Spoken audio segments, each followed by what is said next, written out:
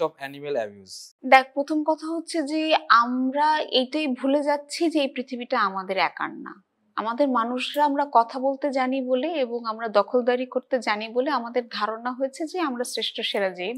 কি আমাদের কি কানার রোগ ধরেছে আমরা বুঝতে পারি না। যে আমাদের কাছে মনে হয় যে না, আমাদের আশপাশে কোনো পাখি থাকবে না, কোনো গাছ থাকবে না। আমাদের গাছের প্রয়োজন নেই, আমাদের পাখির প্রয়োজন নেই, আমাদের কুকুরের প্রয়োজন নেই, আমাদের কোনো আ একটা পোকামাকড়ের প্রয়োজন নেই। কিন্তু পুরো ইকোসিস্টেমকে তুমি যদি ইমব্যালেন্স করে দাও, তাহলে যে তোমার বাসযোগ্য এই সুন্দর পৃথিবী সেটাই যে নষ্ট হয়ে যাবে। এই যে এত শ্বাসকষ্ট, এত অ্যাজমার রোগ, এত ক্যান্সার চারদিকে, সেগুলো কেন? এগুলোর কারণটাই হচ্ছে কিন্তু শুধুমাত্র অ্যানিমাল অ্যাবিউজ না। আমরা তো সবকিছুকে অ্যাবিউজ করছি। এয়ার পলিউশন, সাউন্ড পলিউশন, কোনটা না?